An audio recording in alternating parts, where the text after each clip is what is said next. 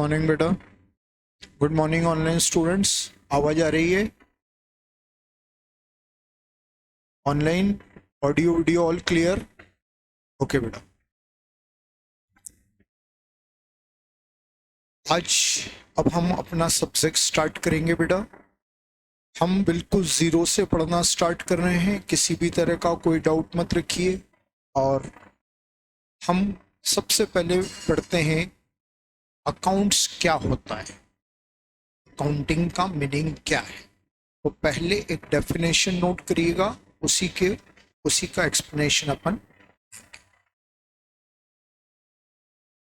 Meaning of accounting.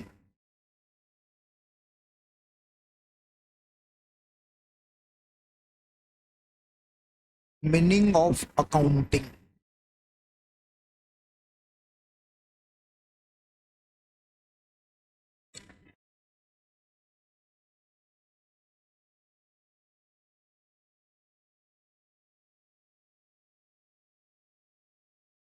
Accounting is an art of recording।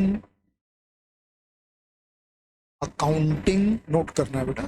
Accounting is an art of recording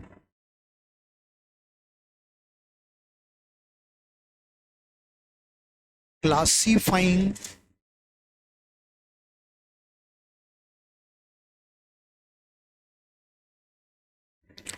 and summarizing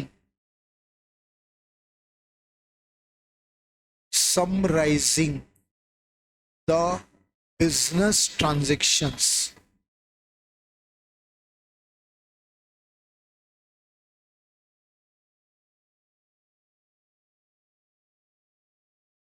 Summarizing the business transactions in money term,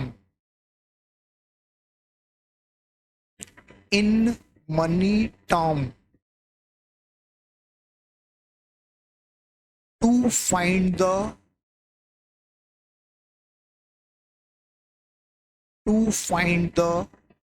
final results of business। बेटा एक definition note करिए। Meaning of accounting, to find the final results of business. Meaning of accounting, dash करके आगे लिखिए। Accounting is an art of recording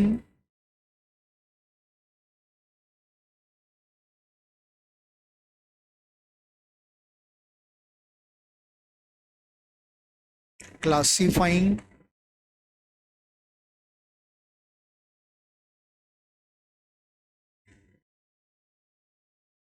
and summarizing। बेटा okay बंद कर। summarizing the business transactions।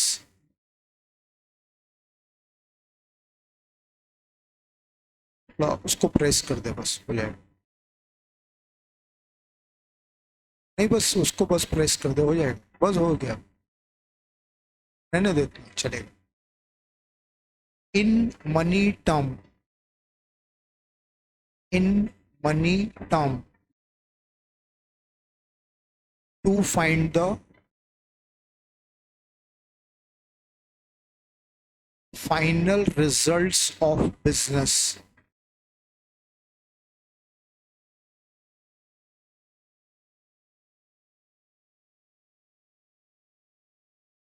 ठीक, अब बेटा इस डेफिनेशन को समझिए। इस डेफिनेशन से अकाउंटिंग क्या है और क्यों होता है, what is the meaning of accounting and what is the purpose of accounting, आपको समझ में आएगा। डिटेल एक एक वर्ड को मैं आपको एक्सप्लेन करूँ। फर्स्ट ऑफ ऑल, सबसे पहली बात माइंड में ये रख लीजिए कि अकाउंटिंग बिजनेस के लिए होता है, अकाउंटिंग बिजनेस में होती है। Non business person, non business concern, वे लोग, वे ऑर्गेनाइजेशन जो बिजनेस नहीं करते हैं वो अकाउंटिंग नहीं करते, अकाउंटिंग से बिजनेस करता है। तो हमारे इस पूरे सब्जेक्ट का क्राइटेरिया बिजनेस, हमारी पूरी थॉट प्रोसेस इस सब्जेक्ट की बिजनेस बेस्ड है। हम जो भी बात करेंगे बिजनेस की करेंगे। अब इस डेफिनेशन का मेरा पहला टारगेटेड वर्ड है transactions. Accounting is an art of recording, classifying and summarizing the business transactions. Business transaction क्या होता है? एक ट्रेडर अपने बिजनेस में जो डे टू डे एक्टिविटीज करता है वो सब उसके ट्रांजेक्शन होते हैं। एक ट्रेडर बिजनेस में क्या करता है? वो गुड्स परचेस करता है, माल खरीदता है, वो गुड्स सोल्ड करता है, माल बेचता है, कैश रिसीव करता है, कैश पे करता है। ये सब अलग अलग ट्रांजेक्शन्स, ठीक है। 3 स्टेप में अकाउंटिंग होती है: recording, classifying, summarizing. Recording, number 1, recording means to note down the transactions, transaction को लिख ले। ट्रांजेक्शंस को लिखने का जो फंक्शन है अकाउंटेंसी ने उसके लिए टर्म किया है recording. Recording means to note down the transaction, to write down the transaction. हमने पूछा ट्रांजेक्शन को क्यों लिखते हैं? बिजनेस में एक साल में हजारों ट्रांजेक्शंस होते हैं। एक छोटी सी दुकान होगी 1000-2000, थोड़ी बड़ी साइज का बिजनेस है 5-10 हजार, और बड़ा है 50,000, 5 लाख, 50 लाख, 1 करोड़, 5 करोड़। ट्रांजैक्शन की कोई लिमिट नहीं है, नो लिमिट गेम। अपन इतने बड़े डेटा पर लाख करोड़ पर न जाए। 2000-5000 ट्रांजैक्शन, न्यूमरस ट्रांजैक्शन। हर ट्रांजैक्शन को ईयर एंडिंग डेट तक याद रखना कंपलसरी। बिजनेस में हजारों ट्रांजैक्शन एक साल में होते, ठीक है ना। हर ट्रांजैक्शन को ईयर एंडिंग डेट तक याद रखना कंपलसरी। क्यों? क्योंकि हर एक ट्रांजैक्शन ईयर एंडिंग डेट पर जो फाइनल अकाउंट बनता है उसको इफेक्ट करता है, ठीक है ना। आप एक भी ट्रांजैक्शन भूल जाओगे, आपका फाइनल अकाउंट गलत हो जाएगा। चलो, मेरी टेक्निकल बात आपको समझ में नहीं आई, हटा दो अलग। एक डेफिनेशन नोट किया, कितनी डेफिनेशंस होंगी ऐसी सीए फाउंडेशन? अंदाजा लगा लो, 4 सब्जेक्ट हैं, हजारों होगी। हर डेफिनेशन को, हर नॉलेज को एग्जाम तक याद रखना है। हाँ, हर एक नॉलेज से तो एग्जाम बनती है। 12th को याद कर लो, सीए फाउंडेशन में क्या होगा चलो आपको नहीं मालूम, 12th की बात कर लेते हैं। पहले दिन पढ़ना स्टार्ट किया क्लास में, स्कूल में, आखिरी दिन तक पढ़े, उसी नॉलेज पर तो एग्जाम हुई। हर दिन का नॉलेज एग्जाम में यूटिलाइज हो रहा है, आपका फाइनल रिजल्ट उसी से बिल्डअप होगा। बस ऐसे यहाँ पर भी डेली जितने ट्रांजैक्शंस होते हैं सारे के सारे ट्रांजैक्शन ईयर एंडिंग डेट पर फाइनल अकाउंट को इफेक्ट करते हैं। एक भी ट्रांजैक्शन भूल गए, फाइनल अकाउंट रॉन्ग हो जाएगा। एक भी ट्रांजैक्शन भूल गए, फाइनल अकाउंट रॉन्ग हो जाएगा, ठीक है ना। हजारों ट्रांजैक्शंस, ये ट्रांजैक्शन ओरली याद नहीं रह सकते, ठीक है। तो याद रखने हैं, कंपलसरी है, तो इनको नोट कर लिया। नोट करने का फंक्शन इसीलिए होता है, जैसे आपको मालूम है कि मेरी इस तरह से हजारों डेफिनेशंस आएंगी डेली। 2-4 डेफिनेशन हर टीचर बताएगा, है ना। एग्जाम तक याद रखना है भाई। क्लास में टीचर के मुंह से सुनी हुई डेफिनेशन याद थोड़ी रहेगी। क्या किया? नोट कर लिया। आज तक आप जो नोट्स बना रहे हो उसका पर्पस यही है, क्लास में लिखते हो, घर जाकर पढ़ लेते हो, एग्जाम के पहले रिवाइज कर लेते हो, एग्जाम दे देते हो, ठीक है ना। ये ट्रेडर कर रहा है। ट्रांजैक्शंस को मेमोराइज रखने के लिए ट्रांजैक्शन को नोट करना कंपलसरी है, और ये नोट डाउन का जो फंक्शन है उसको अकाउंट कहता है रिकॉर्डिंग। और रिकॉर्डिंग जिस बुक में की जाती है, अकाउंट्स ने उस बुक को नाम दिया है जर्नल। जिस बुक में ट्रांजैक्शंस को रिकॉर्ड किया जाता है उस बुक को अकाउंट क्या नाम दे रहा है? जर्नल, ठीक है ना। अब मैं यहाँ पर मीनिंग ऑफ अकाउंटिंग में जर्नल, लेजर, ट्रायल बैलेंस सबके ब्रीफ मीनिंग बता रहा हूँ, नोट मत करिएगा। अपन जब इनके चैप्टर पर आएंगे तब डिटेल मीनिंग नोट करेंगे। सर जर्नल क्या होता है? तो बेटा जी journal is primary book of business. Journal business की सबसे पहली बुक है in which transactions are to be recorded chronologically. इस बुक में सारे ट्रांजेक्शन डेट के ऑर्डर में नोट कर लिए। जर्नल बिजनेस की पहली बुक है, सबसे पहली बुक जर्नल, क्योंकि ट्रांजेक्शन सबसे पहले जर्नल में आता है। और इस बुक में जो ट्रांजेक्शन रिकॉर्ड होते हैं वो डेट के ऑर्डर में, 1 अप्रैल, 2 अप्रैल, 3 अप्रैल, ऐसे 31 मार्च तक सारे ट्रांजेक्शन जितने भी डेली होंगे आप जर्नल में नोट कर लो। नोट कर लिया, भूलने का डर खत्म हो गया। जैसे फॉर एग्जाम्पल आज 12 मार्च को पवन को 5000 का सेल किया, जर्नल में लिख लिया। पवन को 5000 का सेल किया, जर्नल में लिख लिया। अब 4 दिन बाद भूल गए। बिजनेस में इतना वर्क रहता है, याद थोड़ी रहा, भूल गए, कोई टेंशन नहीं, जर्नल ओपन करो, दिख जाएगा पवन को 5000 का माल बेचा है, आपको ट्रांजेक्शन याद आ गया, आपका ट्रांजेक्शन काम हो गया। तो ट्रांजेक्शन को मेमोराइज रखने के पर्पस से ट्रांजेक्शन को जर्नल में नोट कर लिया जाता है। तो रिकॉर्डिंग जिस बुक में होती है उसका नाम है जर्नल। ठीक हो गई रिकॉर्डिंग। अब अगले स्टेप पर आते हैं, क्लासीफाइंग। क्लासिफिकेशन वर्ड से क्लासीफाइंग बना है इस डेफिनेशन में। क्लासीफाइंग वर्ड का क्या मीनिंग है ये बाद में समझ में आएगा, पहले अपन एक चीज समझे। ट्रेडर ने अपने सारे डेली ट्रांजैक्शन इस जर्नल में नोट कर लिए, 1000, 2000, 5000 जितने भी ट्रांजैक्शन थे सब जर्नल में नोट हो गए। ठीक है। अब ट्रेडर बिजनेस कर रहा है, तो हर ट्रेडर जो बिजनेस करता है उसकी एक सेकंड नीड है, एक दूसरी आवश्यकता है। क्या है वो? हर एक इंडिविजुअल अकाउंट की बैलेंस पोजीशन उसे मालूम होनी चाहिए। सर इंडिविजुअल अकाउंट की बैलेंस पोजीशन मतलब, सिंपल ही बात करते हैं, एक ट्रेडर बिजनेस कर रहा है, उसे मालूम होना चाहिए कि मैंने अभी तक कितनी वैल्यू का गुड्स परचेस कर लिया। इसे कहते हैं बैलेंस ऑफ परचेस। मैंने अभी तक कितनी वैल्यू का गुड्स सोल्ड कर दिया, सेल का बैलेंस। कितना कैश अभी इस समय मेरे पास रखा है, कैश बैलेंस। मुझे किस किस पर्सन से कितना कितना अमाउंट लेना है, मुझे किस किस पर्सन को कितना अमाउंट पे करना। ये इंफॉर्मेशंस हर बिजनेसमैन को अपने बिजनेस के रिगार्डिंग क्लियर होना कंपल्सरी। ठीक है ना। जैसे मैं आपका फिर आपका ही एग्जांपल देता हूं। 12th की पढ़ाई हमने जुलाई से स्टार्ट कर, नवंबर आ गया, मान लेते हैं पढ़ते हुए 4-5 महीने हो गए, नवंबर आ गया। हमें ये मालूम होना चाहिए कि हमारे कितने सब्जेक्ट, हर सब्जेक्ट में कितने टॉपिक्स हो गए और कितने बचे, सही या सुन। और अगर किसी स्टूडेंट को ये नहीं मालूम है तो पढ़ाई कर रहा है कि नहीं कर रहा है, वो फेल होना ही है, कोई नहीं रोक सकता उसको। एग्जैक्टली बिजनेस भी ऐसे ही होता है। आप बिजनेस कर रहे हो, आपको ये नहीं मालूम है मेरा परचेस कितना, मेरा सेल कितना, मेरा कैश कितना, मुझे किस पार्टी से कितना पैसा लेना, किस पार्टी को कितना पैसा देना, तो आपका बिजनेस फ्लॉप हो जाएगा। ठीक है ना। तो अब एक ऐसी बुक की नीड है जो इन सारे अकाउंट्स की इंफॉर्मेशन दे सके। जर्नल से इंफॉर्मेशन नहीं मिलेगी, क्योंकि जर्नल में सारे ट्रांजैक्शन मिक्स करके लिखे जाते हैं। अब एक ऐसी बुक की नीड है जिसमें सारे अकाउंट सेपरेट सेपरेट बने हो। गेस कर सकते हो कौन सी बुक?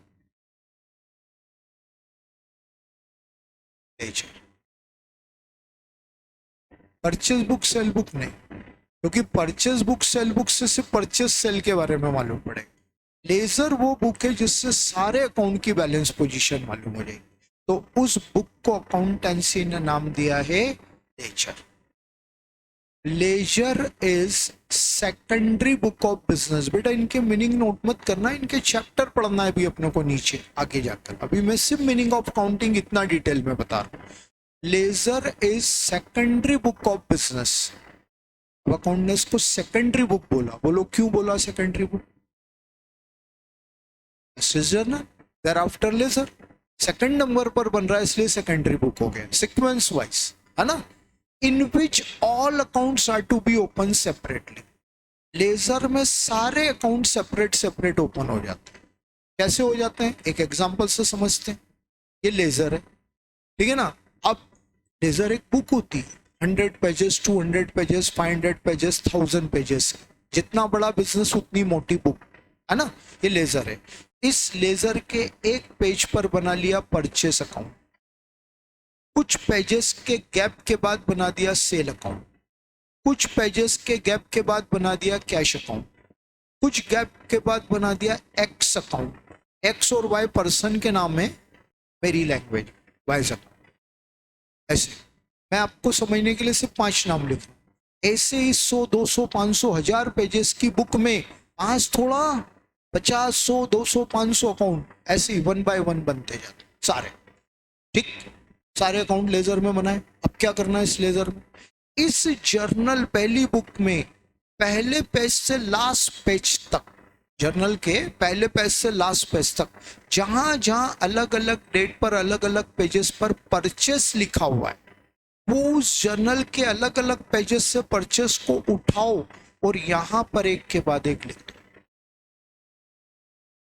क्या किया, जर्नल की फर्स्ट डेट से लास्ट डेट, या फिर ऐसा बोले फर्स्ट पेज से लास्ट पेज तक जहां जहां परचेस लिखा है वो सारा परचेस यहां एक साथ परचेस अकाउंट में है ना। ऐसी उस जर्नल के पहले पेज से लास्ट पेज तक जितने भी अलग अलग पेजेस पर सेल लिखे हैं वो सेल अकाउंट में। कैश ट्रांजेक्शन जहां जहां कैश लिखा हो सब कैश अकाउंट में आ गए। एक्स के ट्रांजेक्शन एक्स अकाउंट में आ गए, वाई के ट्रांजेक्शन वाई अकाउंट में आ गए। ध्यान से देखो क्या हो रहा है, जर्नल में सारे ट्रांजेक्शन मिक्स थे, है ना। Purchase, sale, cash, furniture, building सब मिक्स। लेजर में क्या किया, सबको सेपरेट सेपरेट कर दिया। ठीक है, सेपरेशन मीन्स क्लासिफिकेशन। सेपरेट करना मतलब क्लासिफाई कर, अलग कर देना, सबको अलग अलग कर देना। ठीक है ना। तो ये जो क्लासिफिकेशन है ये यही है, इसीलिए लेजर को क्लासिफिकेशन वाली बुक बोला जाता है। Ledger is book of classification. ये पूरा क्लासिफाइड हो क्या, क्यों किया ऐसा, अब पर्पस देखते हैं। सारे परचेस हमने परचेस अकाउंट में लिख दिए।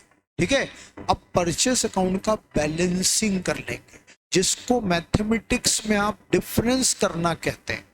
एक नंबर पॉजिटिव होता है, एक नंबर नेगेटिव होता है, दोनों का डिफरेंस। वैसे अकाउंट में एक डेबिट साइड होता है, क्रेडिट साइड होता है, जस्ट लाइक पॉजिटिव नेगेटिव, है ना। उन दोनों का डिफरेंस निकाल लेंगे, उस डिफरेंस को हम बोलेंगे बैलेंस। मान लीजिए परचेस का बैलेंस आ गया 1,20,000। ठीक है, ऐसे ही सेल अकाउंट का बैलेंस निकाल लेंगे। मान लीजिए सेल अकाउंट का बैलेंस आ गया 1,80,000। कैश सारे अकाउंट का बैलेंसिंग, ये दोनों साइड के अमाउंट का डिफरेंस। ठीक है, ये बैलेंस आ गया आपका 36,000। ठीक, ये बैलेंस आ गया 3,000 डेबिट, ये बैलेंस आ गया 2,000 क्रेडिट। हर अकाउंट एक बैलेंस बताएगा। बेटा जी, ये बैलेंस पोजीशन जो आई, इसी से ट्रेडर बिजनेस चलाता है, इसी की हेल्प से बिजनेस करता है। ठीक है ना। ये बुक बता रही है ट्रेडर को, भाई तूने अभी तक 1,20,000 का गुड्स परचेस कर लिया। ठीक है, तूने अभी तक 1,80,000 का गुड्स सोल्ड कर दिया। ठीक है, तेरे पास इस समय कैश 36,000 है। बुक कितनी ऑथेंटिक होती है, थोड़ा सा फिगर में चेंज करता हूँ, 36,914 रुपीज इसमें बैलेंस आ रहा है। ये इतना परफेक्शन होता है कि कैश बॉक्स में रखी हुई कैश गिन लो, 36,914 ही निकलेगी, कंफर्म है। ठीक है ना। ये पोजीशन, ये पर्सन है एक्स, एक्स का 3,000 डेबिट बैलेंस आया। क्या मतलब हुआ इसका, ऐसा लेना है। जब किसी पर्सन का डेबिट बैलेंस आएगा तो उसे वो ये शो करेगा उस पर्सन से आपको उतना अमाउंट लेना है। राइट है। ये वाई का क्रेडिट बैलेंस आ गया, अगर किसी पर्सन का क्रेडिट बैलेंस आ रहा है मतलब उसको पेमेंट कर। ठीक है, इस लेजर से ट्रेडर को अपने हर एक अकाउंट की बैलेंस पोजीशन क्लियर हो जाती है। इसी बैलेंस पोजीशन से वो बिजनेस चलाता है। At the end of year इसी से समराइजिंग हो जाएगी। ये प्रोसेस क्लासिफिकेशन और इसे किया जाता है लेजर।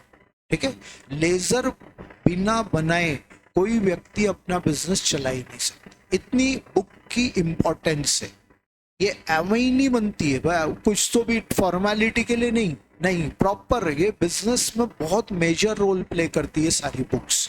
तो पहला बुक हो गया जर्नल, दूसरा हो गया लेजर, ठीक है, रिकॉर्डिंग क्लासिफाइंग। अब तीसरा स्टेप होता है समराइजिंग। मैंने अभी आपको स्टार्टिंग में क्या बोला था, ये कोई इतना एक पेज में लेजर बन गया ऐसा नहीं है, तो मेरे को बिना कुछ ही डेटा के चीज समझानी थी आपको ओरली, इसलिए मैंने बस ऐसे बनाया। ये बुक है, कितनी मोटी है, 100, 200, 500, 1000 पेजेस की, कितनी भी बड़ी हो सकती है। ये अलग अलग पेजेस पर ये अकाउंट है, ठीक है। अब अकाउंट भी कोई 5 थोड़ी है, ये तो सिर्फ मैंने आपको अपनी बात समझाई है। 50, 100, 200, 500 अकाउंट है, हर अकाउंट बैलेंस बता रहा है। तो क्या होता है बेटा जी, पूरे ईयर लेजर बनता है और ईयर एंडिंग डेट पर लेजर अकाउंट क्लोज हो जाते हैं। जैसे मैंने आपको भी एग्जांपल में बैलेंसिंग करके बताया, बस सारे अकाउंट ईयर एंड में ऐसे बैलेंस दिखा रहे हैं, ठीक। ईयर एंडिंग डेट के बैलेंसेस निकालने के बाद उनकी चेकिंग करना है। चेकिंग करना है मतलब ये पता लगाना है कि जितने बैलेंसेस आपने सारे अकाउंट के निकाले हैं ये करेक्ट हैं, रॉन्ग तो नहीं है। कौन बताए ये करेक्ट है या रॉन्ग है, इसको बताने वाला पार्ट अकाउंटेंसी में कौन सा है, trial balance. Trial balance is a statement which shows the mathematical accuracy of books. Trial balance is a statement which shows the mathematical accuracy of books. Trial balance वो statement है जो books की mathematical accuracy को बताता है। आपकी book correct है या रॉन्ग है ये कौन बताएगा, ट्रायल। बेटा जी अब अगला स्टेप फाइनल अकाउंट बनाना है। फाइनल अकाउंट बनाने से पहले चेकिंग कर लो। कब एग्जाम चालू हुई थी, अभी आपकी 12th की एग्जाम 6 फरवरी है ना, और स्कूल तो जनवरी में ही खत्म हो गया, कोर्स वोर्स सब कंप्लीट हो गया हो। क्या किया उस बीच में, रिवीजन किया ना। रिवीजन का मतलब ही तो होता है ना चेकिंग करना। पूरे ईयर आपके टीचर्स ने आपको पढ़ाया तो आप घर पर बैठकर उसको रिवाइज कर रहे हो, ठीक है ना। रिवाइज करने का मतलब चेकिंग करना। फॉर एग्जाम्पल अकाउंटेंसी तो सबने ही पढ़ा होगा, अकाउंट्स वाले सब स्टूडेंट्स ने, तो अकाउंट के क्वेश्चन सॉल्व करके देख रहे हो घर पर, ठीक है, उनसे मैच कर रहे हो, हाँ आप करेक्ट आ गया, ये करेक्ट आ गया, करेक्ट है। क्या कर रहे हो, यही तो हो रहा है, ये बिजनेस भी यही करता है। फाइनल अकाउंट बनाना जस्ट लाइक एग्जाम, एग्जाम से पहले चेकिंग करना, वो चेकिंग करता है ट्रायल बैलेंस। कैसे चेकिंग करता है, आपने अपनी लेजर में जितने भी अकाउंट्स ओपन किए हैं उन सब के नाम लिख दो, नेम ऑफ अकाउंट्स। अब बेटा जितने भी अकाउंट्स आपने बनाए उनके बैलेंसेस 2 टाइप के होते हैं, इधर डेबिट बैलेंस और क्रेडिट बैलेंस। ये अभी सब आगे समझ में आए, क्वेश्चंस रखकर पढ़ना, कल बोला था ना क्वेश्चंस रखकर पढ़ना, धीरे धीरे सब समझ में आएगा। अभी डेबिट क्रेडिट पूरा डिटेल एक्सप्लेन करूंगा मैं आपको। तो जैसे मैथमेटिक्स में होता है ना, कोई नंबर या तो पॉजिटिव है या कोई नंबर नेगेटिव है, वैसे अकाउंट का कोई अकाउंट डेबिट होता है, कोई क्रेडिट होता है। अब 1 बाय 1 नेम ऑफ अकाउंट लिख दो, purchase account, sale account, cash account, machine account, furniture account, drawing account, loan account, salary account, सब ए टू जेड सारे अकाउंट के नाम लिख दिए। जिन जिन अकाउंट्स का बैलेंस डेबिट है उनकी बैलेंस अमाउंट एक कॉलम में, जिन जिन अकाउंट्स का बैलेंस क्रेडिट है उनकी अमाउंट एक साइड में, ठीक है ना। सारे कंप्लीट बैलेंसेस लिख दिए, डेबिट बैलेंस डेबिट कॉलम में, क्रेडिट बैलेंस क्रेडिट कॉलम, ठीक है। कंप्लीट बैलेंसेस लिखने के बाद अब आप इनकी टोटल लगाओ, ये डेबिट टोटल ये क्रेडिट टोटल दोनों इक्वल आ गए, बिल्कुल एग्जैक्टली रूपी टू रूपी बराबर आ गया, क्या प्रूफ हो जाएगा, सब करेक्ट, कोई मिस्टेक नहीं।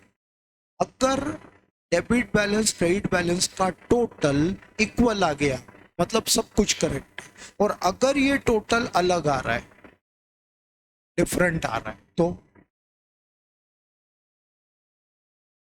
गलत है। उस डिफरेंस का क्या करेंगे अभी वो बात नहीं करना है, वो अपन पढ़ेंगे आगे, ठीक है ना। मान लो ये टोटल आ रहा है 1,20,000 रुपए और ये टोटल आ रहा है 1,05,000 रुपए, डिफरेंस आ गया। डिफरेंस का क्या करेंगे अभी नहीं बात करना, वो आगे का नॉलेज है, ठीक है। ये डिफरेंस भले वो 1,000 का ही क्यों ना हो, ये बताता है कि आपकी बुक रॉन्ग है। भैया अभी तू फाइनल अकाउंट बनाने से पहले चेकिंग कर ले, कहाँ मिस्टेक हो रही है उसको निकाल ले, को ठीक कर ले, नहीं तो तेरे फाइनल अकाउंट गलत रिजल्ट बता देंगे। ये ट्रायल बैलेंस ऐसा मैसेज देता है। अगर डेबिट क्रेडिट टोटल इक्वल है तो बुक करेक्ट है, अगर टोटल में डिफरेंस है मतलब बुक में कहीं मिस्टेक है, ठीक है। तो ट्रायल बैलेंस से ही एक्यूरेसी चेक हो जाती है। और बेटा जी इस पूरी प्रोसेस को अकाउंट ने नाम दिया, ट्रायल बैलेंस मेकिंग प्रोसेस जो है उसको अकाउंट ने नाम दिया summarizing. Summary means summarizing, summary word से समराइजिंग बना है। समरी वर्ड कहां पढ़ा इसे, किस सब्जेक्ट में पढ़ा, इंग्लिश में पढ़ा सकते है ना। अब याद करो किस रेफरेंस में पढ़ा। एक स्टोरी होती थी डिटेल 3-4-5 पेजेस की, वो पूरी डिटेल स्टोरी जब एंड होती थी तो ऑथर उसी स्टोरी 4 पेज की स्टोरी को 4 लाइन में समरी दे देता था। समरी, यही समरी वर्ड है, बस यहाँ अकाउंट में यही हो रहा है। ये जितने बैलेंस आप यहाँ लिख रहे हो कहां से लाए, लेजर से। कितनी मोटी लेजर, 100-200-1000 पेजेस की, है ना। अब वो 100-200-1000 पेजेस की बुक में जो बैलेंस आ रहे हैं वो ट्रायल बैलेंस के एक सिंगल पेज पर आ गए, है ना। अब वो सारे जितने भी लेजर बैलेंसेस थे आपकी बुक में एक सिंगल पेज पर आ गए, ओके। इसलिए समरी, उस लेजर की 1000 पेजेस की समरी एक पेज में आ गई, इसलिए trial balance is summary of ledger ऐसा बोलते हैं, इसलिए इस प्रोसेस को नाम दिया है समराइजिंग, ठीक है ना। तो समरी मीन्स ट्रायल बैलेंस। कितनी स्टेप बताई मैंने अकाउंटिंग की, 3। Recording, classifying, summarize. Recording means journal, recording कहाँ होती है, जर्नल। क्लासिफिकेशन लेजर, और समरी क्या है, ठीक है। ये अकाउंटिंग प्रोसेस। अब आते हैं पर्पस पे। पर्पस, उद्देश्य, क्यों करते हैं अकाउंटिंग। अकाउंटिंग क्यों करते हैं, इस क्वेश्चन से पहले एक और क्वेश्चन रखते हैं। कोई ट्रेडर बिजनेस क्यों करता है, बोलो। प्रॉफिट कमाने के लिए। कोई भी ट्रेडर बिजनेस क्यों करता है, प्रॉफिट कमाने के लिए, ठीक है ना। प्रॉफिट कमाने के अलावा और कोई दूसरा पर्पस नहीं होता। प्रॉफिट कमाने के अलावा कोई पर्पस नहीं होता है। दुनिया का कोई भी ट्रेडर, छोटे से बड़ा, छोटे से बड़ा, है ना। नंद अंबानी की प्री वेडिंग सेरेमनी हुई है ना, कितना कितना खर्चा हुआ, 1,000 करोड़। क्या हुआ उसमें, प्री वेडिंग। बोले साला प्री वेडिंग में 1,000, तो वेडिंग में कितना खर्चा कर रहे हो, क्या लग रहा है, शादी हुई क्या। मैं प्री वेडिंग वो तो एक घर का इवेंट था क्या, नहीं उसमें भी बिजनेस है भैया। कहाँ किया वो प्रोग्राम, जामनगर में, अपने 2,000 एकड़ के फॉरेस्ट में, ठीक है ना। उस फॉरेस्ट को उन्होंने इतना ग्लैमराइज कर दिया कि पहले इंडिया का कोई व्यक्ति नहीं जानता, ठीक है ना।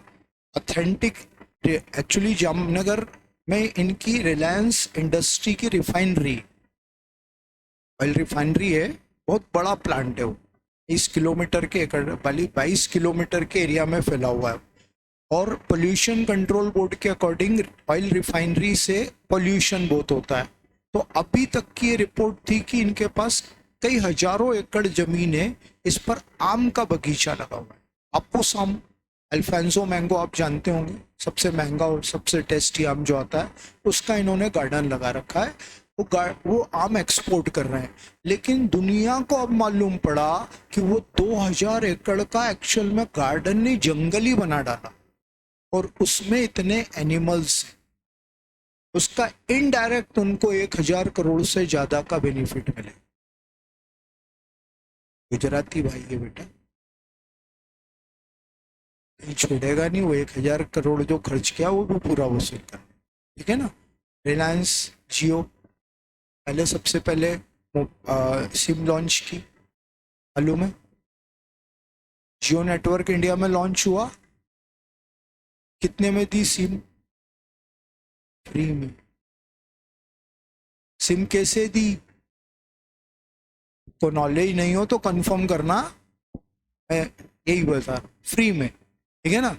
फ्री, सिर्फ सिम फ्री थोड़ी दी, सिम के साथ टॉक टाइम और डेटा भी दिया, है ना, और बढ़ा दिया था उसको, 3 बार एक्सटेंड किया, ठीक है ना। वो unlimited data, unlimited talk time. यार ये क्या कर रहे हैं, तो चैरिटी कर, अरे कोई चैरिटी नहीं भाई, रीजन ही ऐसा है। आज जियो इंडिया का सबसे बड़ा नेटवर्क हो गया, इंडिया की one and only profit making mobile company हो, उस जियो के अलावा कोई प्रॉफिट नहीं कमा पा रहा, सब लॉस में चल। किस वजह से? इसी वजह से, बिजनेस है। हर चीज को एक ही बात आती है, बिजनेस, और इन लोगों के पास दिमाग है अपने बिजनेस को किस तरह से सेट करना है और किस तरह से उस बिजनेस को प्रॉफिट मेकिंग बनाना है, ये उनके सब बिजनेस आइडियाज, ठीक है ना। टाटा ने नैनो कार लॉन्च की, फेल हो गई। नैनो कार सब जानते ना, छोटी कार, फेल हो गई। क्यों फेल, क्यों हो गई?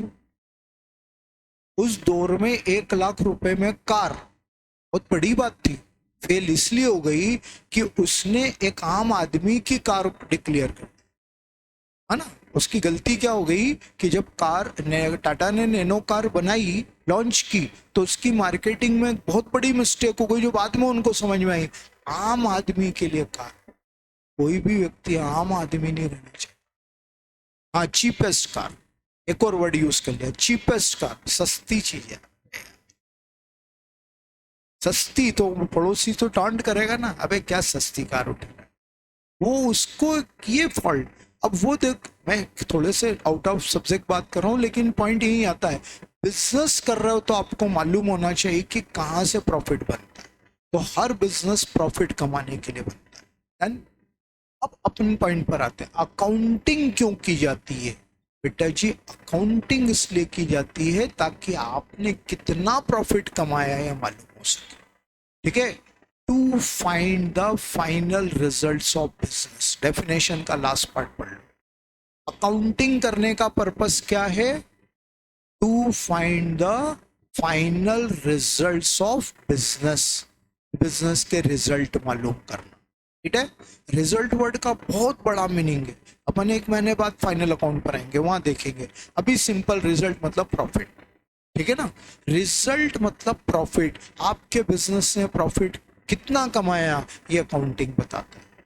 बेटा जी, बिना अकाउंटिंग के प्रॉफिट निकालना इम्पॉसिबल है। किस बिजनेस की बात कर रहे हैं? नहीं, सारे बिजनेस प्रॉफिट कमाने वाले होते, अपन किस बिजनेस की बात कर रहे हैं? अकाउंटिंग किस बिजनेस में होती है? गोइंग कंसर्न, है ना, सुना है पहले वर्ड, क्या वो क्या होता है गोइंग कंसर्न? ऐसा बिजनेस जो चलता रहता है, चलता रहता है, चलता रहता है, कभी बंद ही नहीं होता। अरे बेटा जी, मार्केट में जितनी शॉप, शोरूम, जितनी एजेंसी, जितनी फैक्ट्री, जितने भी ब्रांड दिख रहे हैं, वो सब गोइंग कंसर्न है, सब गोइंग कंसर्न है, ठीक है ना। कोई भी नॉन गोइंग कंसर्न नहीं, ठीक है ना। बट अकाउंटिंग ये क्लैरिफाई करता है कि गोइंग कंसर्न के लिए ही अकाउंटिंग होती है, और गोइंग कंसर्न एक ऐसा बिजनेस जो कंटिन्यूअसली चलता रहे, ठीक है ना। एक ऐसा बिजनेस जो कंटिन्यूअसली चलता है, उसको बिना ब्रेक किए, बिना रोके, एक सर्टन डेट पर प्रॉफिट निकालना है। अकाउंटिंग के अलावा ये पॉसिबल ही नहीं। कौन सा बिजनेस बिना अकाउंटिंग के प्रॉफिट निकाल सकता है? नॉन गोइंग कंसर्न मतलब सीजनल बिजनेस। मैं आपको थोड़ा सा एक चीज जो बता रहा हूँ कंक्लूड होने पर आपको समझ आएगी। मैंने पहले क्या बोला, अकाउंटिंग के अलावा किसी और सोर्स से प्रॉफिट निकाल ही नहीं सकते। प्रॉफिट मालूम करना है किसी बिजनेस में तो सिर्फ और सिर्फ अकाउंटिंग बताएगा। मैं आपको बता रहा हूँ ऐसा बिजनेस भी होता है जो बिना अकाउंटिंग के प्रॉफिट निकाल लेता है, ठीक है ना। कौन? Seasonal business. सीजनल बिजनेस जैसे पटाखे का बिजनेस, है ना। कब होता है पटाखे का बिजनेस? दिवाली। दिवाली के एक महीने पहले एक बंदे ने अपने घर से 10 लाख रुपया निकाला, गया मार्केट, बड़े वाले मार्केट में होलसेल फायरवर्क परचेस किया, मैन्युफैक्चरर से पटाखा परचेस कर लिया, अपनी दुकान पर रखकर रख लिया, सेल करना स्टार्ट कर दिया, ठीक है। दीपावली उस सीजन में एक महीने में उसने पूरा पटाखा 15 लाख में सेल कर दिया। लास्ट डे तक अपना पूरा का पूरा स्टॉक बेच देता। थोड़ा कम बिक रहा है, ज्यादा बचने की उम्मीद लग रही है, रेट कम कर देते, इवन कॉस्ट से कम में भी लास्ट में सेल कर देते, क्योंकि रिस्क है। घर में रखेंगे आग लग जाएगी, मुश्किल हो जाएगी, नहीं बेच डालो सब।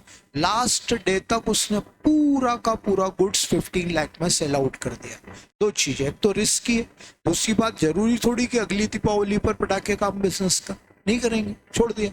तो अब बताओ, 10 लाख रुपया घर से पैसा लिया था, एक महीने तक बिजनेस चलाया, पूरा माल बेचने के बाद 15 लाख रुपया कैश आ गया।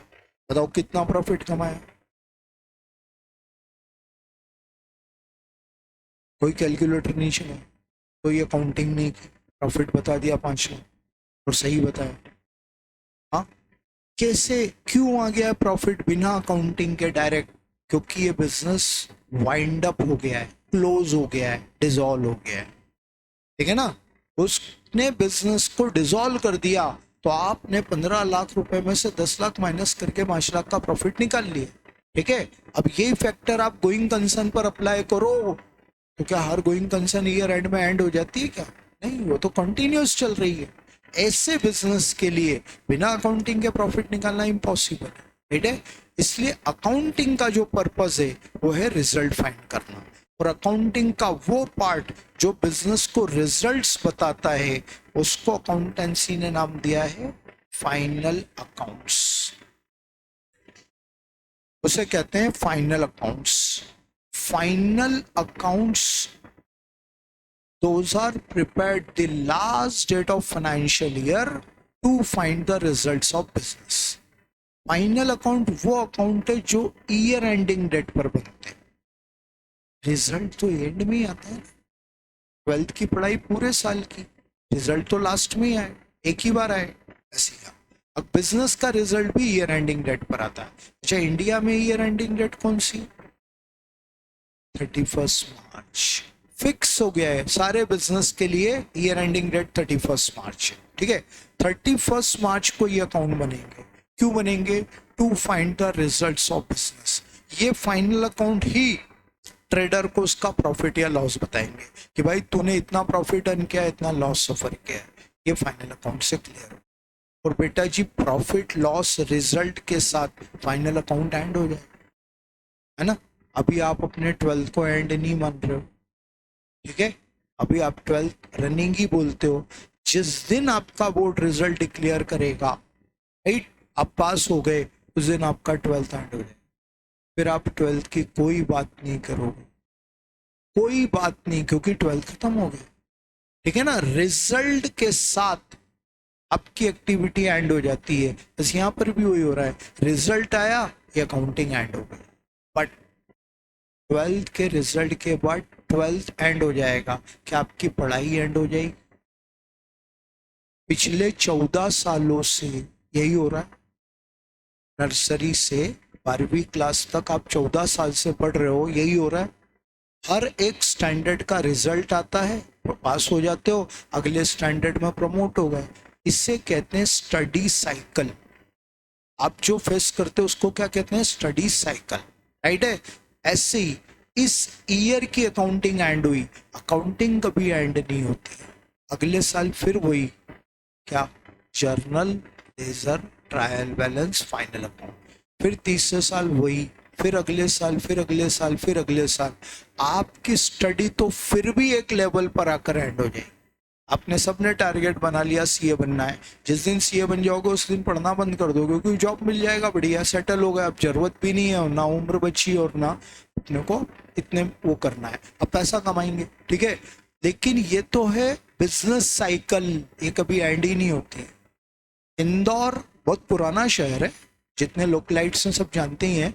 इंदौर में आपको कम से कम 2-4 हजार ऐसी दुकानें मिल जाएंगी, सर्वे करने जाओगे, जिसको आज चौथी पांचवी जनरेशन रन कर रही है। जनरेशन समझते ना, चौथी पांचवी जनरेशन, बिल्कुल इजीली, कोई डाउट नहीं है इसमें। तो आप सोचो ना, 100 साल पुरानी, 200 साल पुरानी वो दुकान आज भी चल रही, बिल्कुल पॉसिबल है। इतना अच्छी गुडविल है उसका, इतना अच्छा सेल होता है, इतना अच्छा नाम है कि अगले 100 साल 200 साल तक वो दुकान बंद नहीं होगी। तो क्या है ये, इतना लंबा टाइम, ठीक है ना, चलता है आ रहा है, बिजनेस चलता है आ रहा है, तो अकाउंटिंग चलती जा रही है।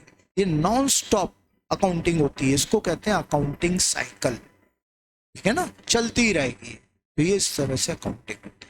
तो पूरा मीनिंग आपके सामने, एक छोटा सा सेंटेंस हो रहा है बीच में, in money term, journal, ledger, trial balance, final account, सबकी सब पूरी अकाउंटिंग मनी में होती है। इंडियन मनी कौन सी, ठीक है ना, ये पूरी अकाउंटिंग रुपीज में होती है।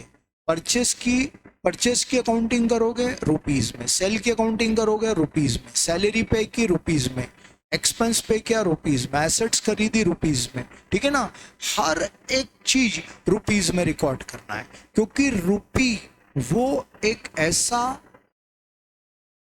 मेजरमेंट है जिससे आप सारे ट्रांजेक्शन को काउंट कर सकते, ठीक है ना। रूपी एक आइडियल टर्म है, एक बिल्कुल आदर्श माप है जिससे आप हर ट्रांजैक्शन को मेजर कर सकते हो, ठीक है ना।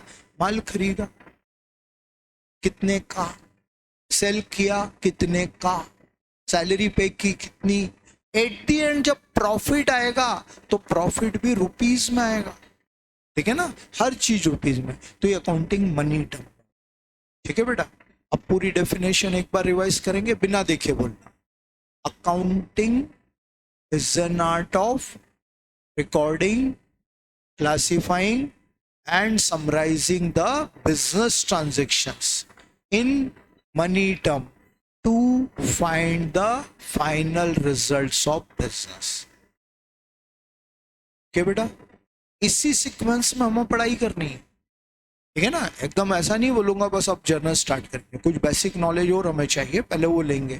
पहला चैप्टर हम पढ़ेंगे जर्नल, फिर लेजर, फिर ट्रायल बैलेंस, हालांकि उसके जस्ट बाद फाइनल अकाउंट नहीं लेते, बीच में कुछ टॉपिक्स का और नॉलेज रिक्वायर्ड है, जैसे फिर फाइनल अकाउंट। समझ में आया, ये अकाउंटिंग। अब अकाउंटिंग का मीनिंग समझने के बाद हमारे माइंड में एक ही क्वेश्चन आता है, सर अकाउंटिंग कैसे करते हैं, कैसे करते हैं अकाउंटिंग। बहुत बड़ा प्रोसेस है अकाउंटिंग, बहुत बड़ा प्रोसेस है, बहुत बड़ा प्रोसेस है। ये बात इस वे में बोलते हैं कि जर्नल लेजर पूरे साल बनता है, ठीक है ना। नंबर ऑफ ट्रांजैक्शन के बेस पर डेली आधा घंटा पर डे, 1 घंटा पर डे, 10 घंटे पर डे, 50 घंटे पर डे, 1000 घंटे पर डे। 50 घंटे पर डे कहां से लाओगे, हाँ हाँ, 50 घंटे अकाउंटिंग कैसे करें। अब 24 घंटे भी काम थोड़ी कर सकते हैं आप, ज्यादा से 8 घंटे। अरे 6 अकाउंटेंट लगाएंगे, उस अकाउंटिंग को करने के लिए कितने अकाउंटेंट लगेंगे, 6 अकाउंटेंट, ठीक है ना। आधा घंटा, 1 घंटा, 2 घंटा, 4 घंटा, 6 घंटा एक अकाउंटेंट का काम हो रहा है। अगर 50 घंटे 6 अकाउंटेंट लगाने पड़े, ठीक है ना, अब क्या 1000 घंटे लगते हैं पर डे। इधर मल्टीनेशनल कंपनियों में ऐसा है, आपने अभी तक अकाउंटेंसी को माइक्रोवेव में पढ़ा है, ठीक है ना, अब आप मैक्रोवेव में पढ़ो ऐसा, तो सारी लिमिटेशन ब्रेक हो जाएगी। 1000 घंटे पर डे सर अकाउंटिंग होती है क्या।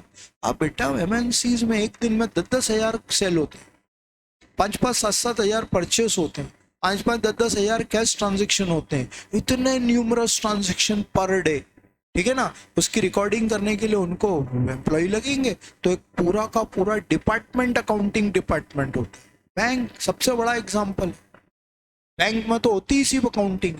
वो जितने लोग आपको पीछे बैठे हुए दिखते हैं काउंटर्स के पीछे, वो सारे अकाउंटिंग करते हैं। एक दिन में 100 अकाउंटेंट मिलकर अकाउंटिंग कर रहे हैं और पूरे साल अकाउंटिंग होती है। सोचो आप कितना बड़ा टास्क। अंडरस्टूड। अब एक साइकोलॉजिकल चीज है, जितना बड़ा काम होता है, कोई बड़ा काम है, तो सिस्टम बेस्ड अप्लाई किया जाता है उसको। सिस्टम बनाकर सिस्टम बेस्ड अप्लाई किया जाता है। जैसे सीए स्टूडेंट को पढ़ाना एक बहुत बड़ा टास्क है, तो हम हर एक बैच बनाने से पहले उसका एक सिस्टम बना देते हैं। फाउंडेशन को पढ़ाने का नाटा एकेडमी ने एक सिस्टम बना रखा है, इंटर को पढ़ाने का एक सिस्टम बना रखा है, फाइनल को पढ़ाने का एक सिस्टम बना रखा है। सिस्टम बड़ा टास्क होगा तो सिस्टम बेस्ड होगा। ऐसी अकाउंटेंसी एक बिग टास्क है, तो सिस्टम बेस्ड अकाउंटिंग होती है, ठीक है ना। तो अब हमारा अगला स्टेप वही आता है, अकाउंटिंग कैसी होती है, सिस्टम बेस्ड होती है। तो बता सकते हैं कितने सिस्टम से अकाउंटिंग की जा सकती है? अकाउंटिंग करने के कितने सिस्टम है?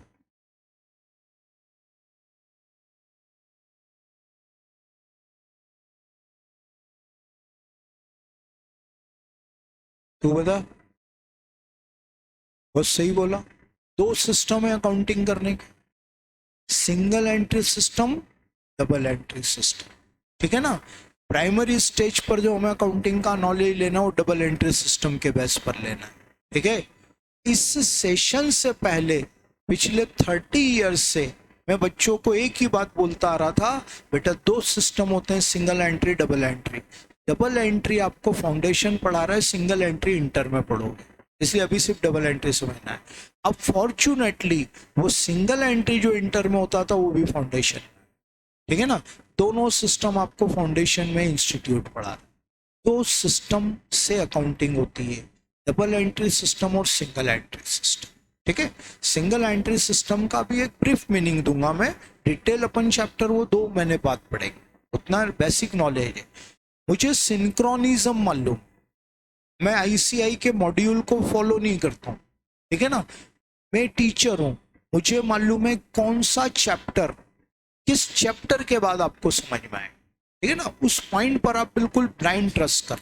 कल असीम सर ने बोला ना, बहुत बड़ी हिस्ट्री है नाटा एकेडमी की, ठीक है। 30 ईयर्स की टीचिंग हिस्ट्री हमारी है। सेकंड जनरेशन का मतलब ये हो गया कि कई बच्चे आकर बोलते हैं सर हमारे पापा आपसे पढ़े हुए हैं, सर हमारी मम्मी आपसे पढ़ी हुई है, ऐसा।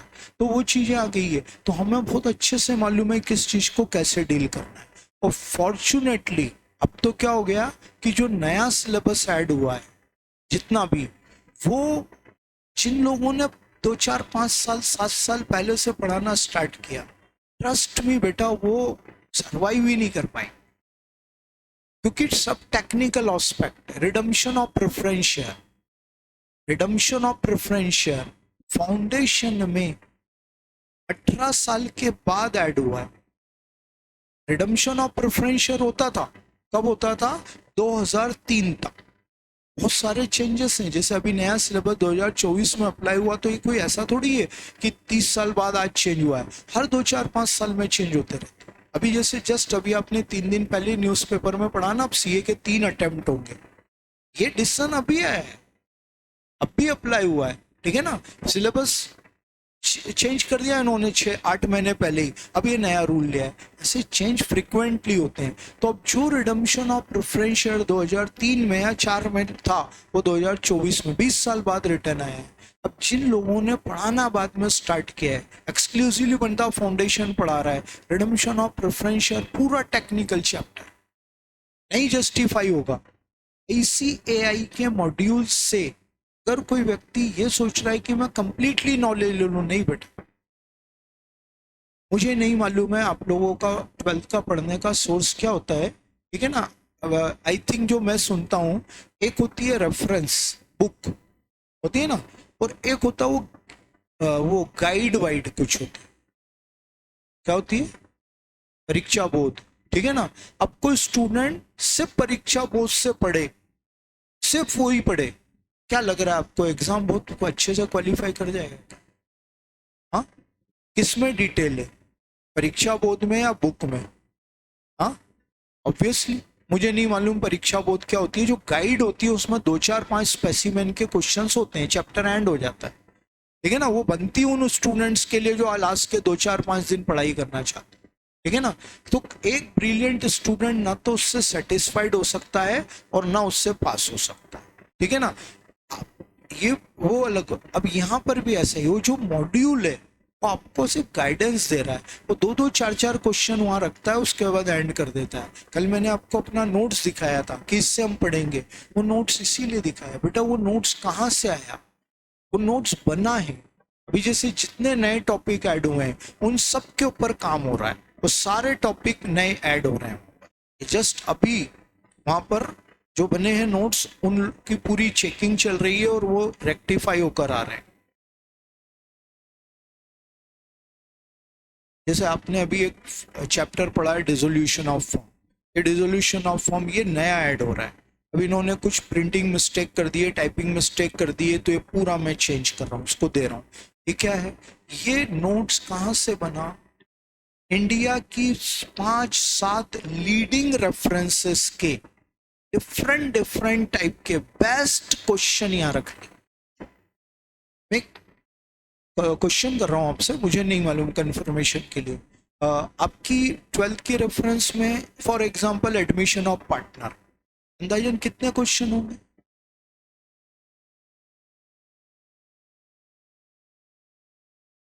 अनसॉल्व। अच्छा, आप लोगों की बुक में भी अब इतने क्वेश्चन आने लग गए? 60 70 40? हाँ 40 50 फिर भी बहुत ज्यादा हो गए। हाँ वही 40 50 अंदाजन मान लो 50 क्वेश्चन। तो मतलब आप लोगों की रेफरेंस में भी सीबीएसई जैसे नंबर ऑफ क्वेश्चंस ज्यादा आ गए, पहले नहीं हुआ करते थे इतने। मुझे जहां तक याद है कुमाऊं चौधरी चलती थी एक एमपी बोर्ड में, राठी एंड राठी चलती थी। अब कौन सी बुक चलती है? राठी चलती है। राठी में 50 क्वेश्चन आ गए।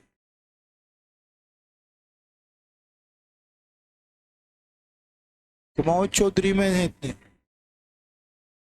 तो कुमाऊं चौधरी है वो, कुमाऊं तो गया वो एक ऑथर हटा दिया उन्होंने। कितने क्वेश्चन होंगे? 40 50 ना। पहले इतने नहीं हुआ करते थे, 12 15 क्वेश्चन होते थे। क्योंकि मैं बहुत टाइम हो गया है 12th एमपी बोर्ड को, स्टूडेंट एक्सक्लूसिवली नहीं आते। अभी क्या हो गया, आपकी एग्जाम जल्दी खत्म हो गई, सीबीएसई वाले लेट आएंगे, तो इसलिए आप लोगों की एक सेपरेट बैच बन गई, तो मालूम नहीं होता है। तो रेफरेंसेस जैसे सीबीएसई की बात करें, ग्रेवाल्स एक चैप्टर में 100 क्वेश्चन वैसे। अच्छा आप उसी का, नहीं मैं एमपी बोर्ड की बात कर रहा था। तो अब वो वहां ग्रेवाल में 100 क्वेश्चन, तो क्या है सीए में भी ऐसे ही।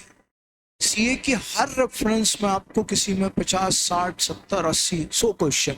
अब अगर आप करने जाओगे तो क्वालिटी वाइज तो 5 ही क्वेश्चन 8 ही क्वेश्चन अच्छे, बाकी सब सिर्फ फॉर्मेलिटी हो रही। अब इसलिए सीएस स्ट्रीम में कोई रेफरेंस नहीं होती। मैं आपको 4 रेफरेंस रेफर करूंगा तब जाकर आपके चैप्टर का पूरा कंटेंट आपको कवर होगा। 4 रेफरेंसेस खरीदना अपने पैसे की बर्बादी। 4 खरीदोगे तो 4 को पूरा पढ़ना है। 400 क्वेश्चन, 400 क्वेश्चन में 2 महीने निकल जाएंगे। या जहाँ 10 दिन में एक चैप्टर एंड हो जाता है, 2 महीने थोड़ी लगा सकते हैं। तो उन बुक का कोई मतलब ही नहीं रह गया। अब मैंने क्या किया, 4 रेफरेंस रेफर नहीं की। मैं जिस 4 रेफरेंसेस को बेस्ट मानता हूं उनके 4 4 2 2 3 3 4 4 क्वेश्चन लेकर ये नोट्स बन गया। पूरा 95 में नोट्स कंपाइल किया था मैंने, नए चैप्टर जैसे आज मैं ऐड कर रहा हूं। हर अटेम्प्ट में जो क्वेश्चन आता है 90% पेपर नोट्स के बाहर नहीं होता है। 10% कोई डिफरेंट क्वेश्चन आ जाते हैं, वो अलग बात है। अगर सीए लेवल पर जहाँ दिल्ली से पेपर सेट हो रहा है, एक बुक से 90% क्वेश्चन अगर सिमिलर मिल रहा है तो बेटा वो विनिंग सिचुएशन। ये चीज है। और कोई, मैं जो बात कल भी यही कहा था कि कहीं ऐसा नहीं कि पहले दिन मैं आपको बोल रहा हूँ आखिरी तक वो नहीं होगा। आपके ये स्कैनर अवेलेबल है, तो सारे एग्जाम्स के क्वेश्चन अपन सॉल्व करेंगे, ठीक है ना। इसी स्क्रीन पर आपके एग्जाम के क्वेश्चन आ गए। ये एग्जाम के क्वेश्चन अपने को यहाँ सीए में मिलते हैं स्कैनर के नाम से, ठीक है ना। ये आईसीआई का मटेरियल नहीं है, ये पास्ट एग्जाम्स के क्वेश्चन। आप देखो ध्यान से, 2004 में, पहले मई और नवंबर में एग्जाम होती थी, ये 2004 का पेपर है, ठीक है ना। अब फिर ये आ गया 2006 में, 2006 में, ये सारे एग्जाम्स के क्वेश्चन है। तो ऐसा थोड़ा है कि मैं क्लास में कुछ और पढ़ा रहा हूँ, एग्जाम में कुछ और ही यार, फिर तो बर्बाद हो जाएंगे। आप बर्बाद हो गए तो हम भी बर्बाद हो जाएंगे। तो ये नहीं होता है। आप लास्ट में सारे एग्जाम्स के क्वेश्चन सॉल्व करोगे तो यार वो तो पूरे नोट से पढ़ने के बाद तो एग्जाम के क्वेश्चन तो सब समझ में आ रहे हैं, कोई डिफिकल्ट लग ही नहीं रहा। तो हम उस लेवल पर जाकर पढ़ते हैं। तो ये रेफरेंसेस में अभी तक मैंने जो जिस पॉइंट से स्टार्ट किया था, सिंगल एंट्री जो इंटर में टॉपिक था वो फाउंडेशन, अपन उसको 2-2.5 महीने बाद पढ़ेंगे तब तक। चलो बेटा, आज के लिए इतना ही, कल इसको कंटिन्यू करते हैं। Good day.